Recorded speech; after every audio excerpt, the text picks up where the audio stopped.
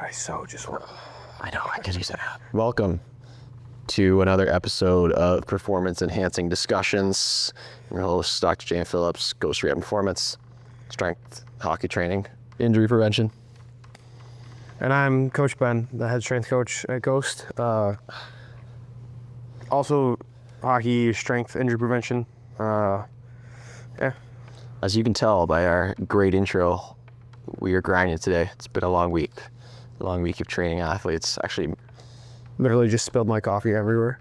ruining the, actually not ruining it, but giving athletes some crazy DOMs this week. Yeah. Ruining some nights. Ruining some nights, that's for sure. Actually, those have been the highlights of my nights. It was good for them. They kind of needed that too anyway, so. Yeah, conditioning, basically what we're referring to is, I cannot guess we want to make sure conditioning stays consistent. Also, if you're acting up in the gym, you're not respecting the gym, there are consequences that resulted in some. Question that I got in the comments, so thank you. And also, if you have questions, put them in the comments. That way we can answer them. Is at what age should a athlete start training? And I'm assuming by training, we're going to talk about in-gym training. That's what I would assume too, because obviously sport is different. Yeah. And I know kids start at sport at. I don't think you're fully open to the chair there. Thumbs up. You can lock these though too. Can you? Yeah. Oh. So put That's great right there. Yeah. Now we're not moving. Okay. All right. So, anyways, obviously kids start at like 6. But in my personal opinion, I don't think there's necessarily a bad age to start at. My approach to it would be if you come in here, under about 12, it's a lot more about learning how to move correctly. And some of our larger teams, some of our groups that are very young, it's very much we need to teach them how to move, but it's also a little bit of controlled babysitting, controlled recess / babysitting, I should say. You want to keep them moving. Obviously, an 8-year-old's attention span is not as large as an 18-year-old's, obviously. So they need to obviously stay moving. They don't want to just hear you talk for an hour because they sat in school all day and that's all they heard was their teachers talk for 8 hours. And obviously they want to run around. They have energy. So gotta burn a little bit of energy from them too, which is, I guess, the non-nice way to say it, but really just teaching them how to move. And then once, everybody's different. Some kids will mature faster and hit puberty faster, so I think that those kids, I've seen kids that are coming in that do privates with me that are 11-ish, that have started to mature faster than other kids, and that's an age where we can start to push we can actually teach form, we can start to load them a little bit. Whereas, these younger kids, I would kind of stay away from loading them too heavy. Obviously, we want to teach them proper mechanics, how to squat, the 5 basic movement patterns, basically. So teach those. We can throw a little bit of weight on it, but obviously you don't want to hurt anybody. You don't want to have improper form be habitual and carry on from the time they're 8 until the time they're 18 when somebody else corrects them. So it's a lot of nitpicking and nitty-gritty details. But I also I guess broadly my answer to the question would be about 12 is when you could probably start loading a little bit more and getting into it. With that being said, if you do nothing before 12, I think it not necessarily puts you at a disadvantage, but you don't know how to move as well. And now the tough part with that too, I'm playing devil's advocate to myself, is you have to relearn how to move every single time you grow. So obviously I was not the height that I am now when I was 10. So I moved differently than I moved at 10. And that's how everybody else's body works too. So there's always going to be some aspect of coaching movement efficiency through youth athletes. And I don't know how to tail that off, but that was my long-winded answer. That's okay. It was a good answer. There's a lot in there, and I had a couple things I'm gonna have as separate discussion points, but I want to talk about what Ben talked about. So similar to our back squat discussion last week, is there's no real danger to loading young athletes as long as you're loading them safely, like everything else. As long as you know your movement quality comes first, you don't just put a bar on someone's back and make them squat. You make them squat body weight. You have them understand how to squat, or teach them how to squat, and then you start to load it. The discussion, someone's probably listening, like, well, what about growth? I heard it's not gross. Growth, that has been disproven many times over, so it doesn't. There's actually newer studies that show when athletes are going through puberty that weight training can actually enhance that phase of puberty so that the muscle growth is higher, which would be expected, but also bone density strength, which again is expected, and also general height that someone grows, which is pretty cool. With that. So I like everything Ben said. Yeah, just like moving well at a young age. A lot of it is like herding cats and babysitting. So if you're a parent of like an athlete who is around like between 8 to 12 years old and you're unsure what to do, the best is to like small group training or one-on-one. It's a little bit of an investment up front, but it's totally worth it in the long run when you can teach athletes how to move. And so when they get to 12, 13, we don't have to spend 2 or 3 years teaching them how to land, jump, and twist and roll and those kind of things. Piggybacking off of that, if I have a team of 20 athletes that are all 8 versus your 1 8-year-old, I am able to pay much more attention to one person, obviously, than 20. Yeah. And that goes with every coach. I mean, you're able to kind of correct, but it's like a cue, and then you kind of move on to the next athlete who's messing something up. So with the one-on-one, it is much more like I can just say like knees over toes, knees over toes, knees over toes, and they finally get it, and then we can move on to the next thing that we need to fix. So And most of you listening with parents are probably paying for private training on the ice anyways. So think of it as an arm of that. And even if you don't go one-on-one, even if it's 2-on-1 or 3-on-1, I would say that small group, actually under 5 kids for that age is perfect. It's enough that you can manage, you can teach, you can move well, you can move things in unison. How was I going to add on that? So like Ben said, the main thing for young athletes is teaching them how to move early. And this is where the discussion, and we'll have a separate video on sports specificity, but I find this avenue very interesting because everyone will talk about how we need to play multiple sports. And that is true, but we don't have to play multiple club sports. But when we look at past generations, probably ending, so you're what, Gen Z guy? Mm-hmm. So I'm still I'm at the tail end of millennial. But if we look kind of prior to right around my generation, where really, I'm starting to sound like the old people, but kids played outside quite a bit. I was just I played outside, throwing that out there. And that was just part of it. And so it wasn't, and now, you know, kids still do, but I would say the average is definitely dropping in the amount of just play that people are getting. That play is a prime development time.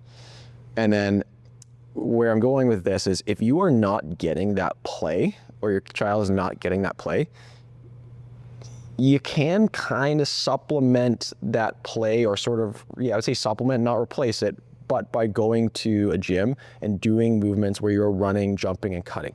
Maybe that is the only thing you're able to get in your day because you have a busy working household and you have 2 parents that are driving kids everywhere, and the gym, like our gym, is attached to a hockey rink, so you can bring one kid to practice while the other kid gets some time where they're able to get movement in, and that's the only thing they're able to get in outside, like recess at school.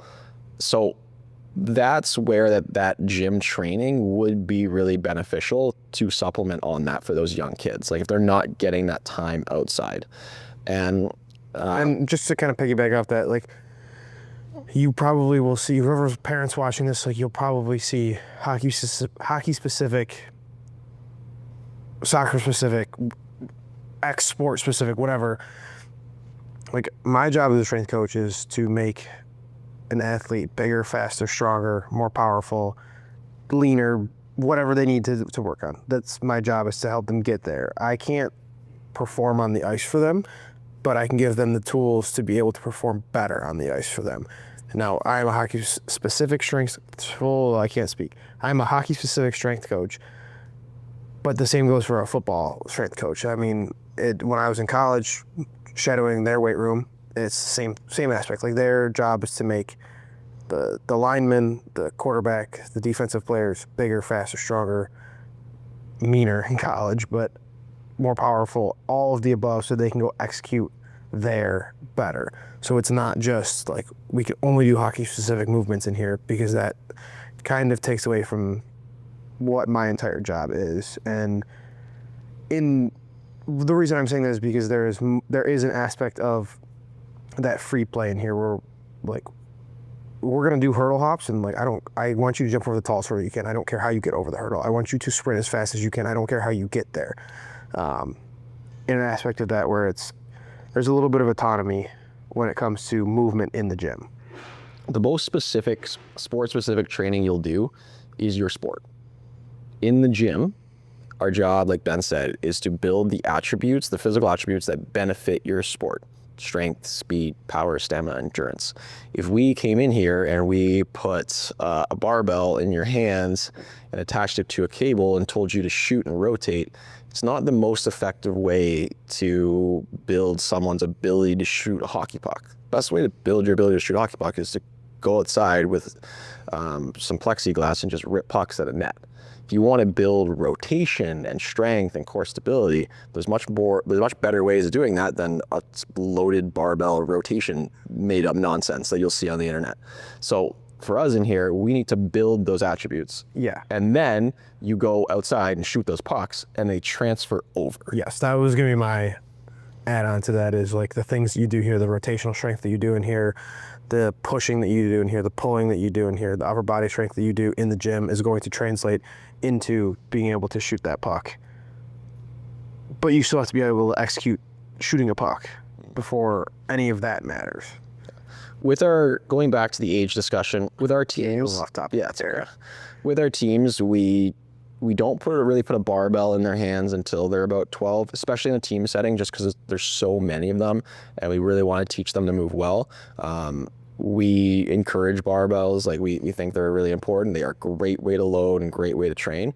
With those younger athletes, using kettlebells, dumbbells, it's a little bit more, the barrier to entry is a little bit lower, and the barrier to teach it and the barrier to get good movement is easier. So we make sure that, you know, our athletes can do an adequate bilateral floor press before that they get on and do a bench press. And again, we're still building pushing strength. It's just a little bit easier once they get to an older age, especially when they train with us, whether that's outside of their team or in the summers. Then we can take the time to teach them how to lift, and that will transfer over, and that grows and builds. And again, it's just moving well before we reload it, and then we're moving well and then we load it, and that pattern continues no matter what it is forever. Anything?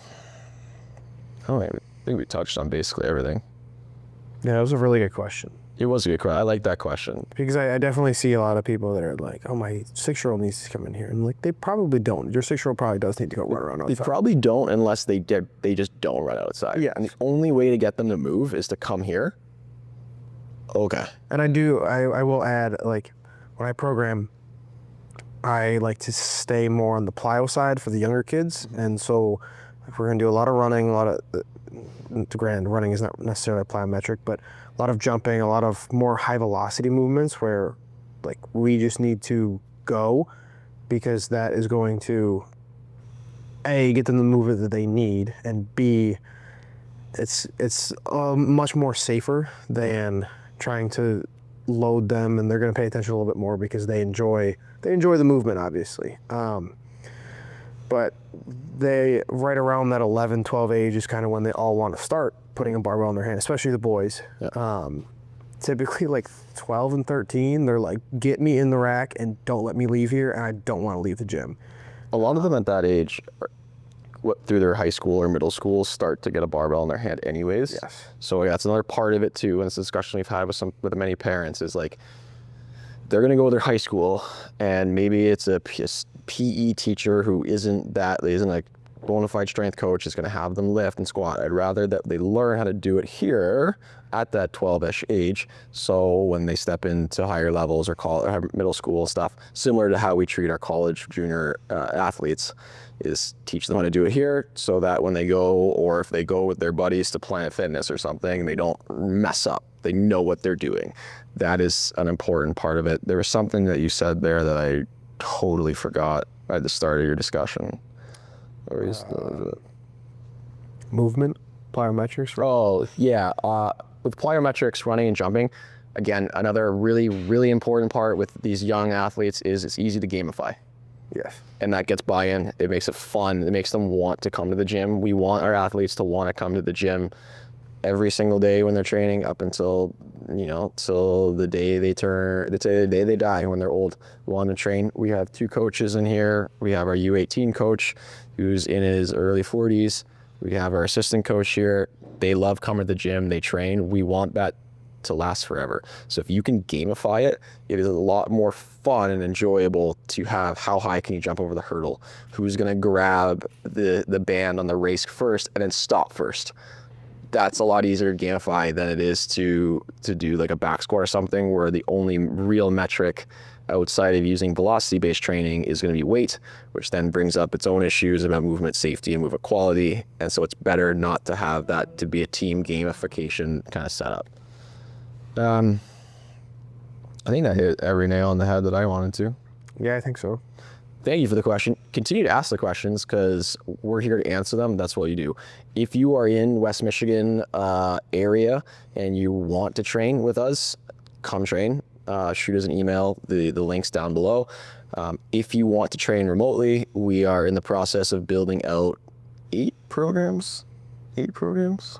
A lot of programs. Let's say a lot of programs that are designed for hockey players in season. We got some really cool things coming up, switching platforms. I'm excited for it. Do I dare say we might even have a free program? Yeah, I think we would. There are 5. 4 of them are standalone programs, and one of them is a conglomeration of all of them, which is technically an in-season performance program that you will see improvement with it. It's not necessarily a maintenance program, more of a let's make our gym sessions count program. And then you'll have my programs, which I know they'll just keep in the archive, but we'll have our aerobic capacity add-on that I'll build, and our lactate threshold build, and then our mobility specific prehab program that I'll build. There will be another one. So what is it, 9? There's a lot. So there will be a 10th one that sometime. And we're just going to keep adding them. So eventually at some point, we're just going to have 100 programs. But one of those programs, actually all those programs are going to get you really good at hockey, or at least very good at being an athlete, which will make you better at hockey. And then if you want to do all the programs, do all the programs, and you'll be the best athlete on planet Earth. No promises though. No, I should put like a disclaimer. Allegedly. Allegedly. No. Or you'll be the best athlete on planet Earth according to your mom. Yeah. Thanks everyone for listening. Everybody's mom does the best in the world.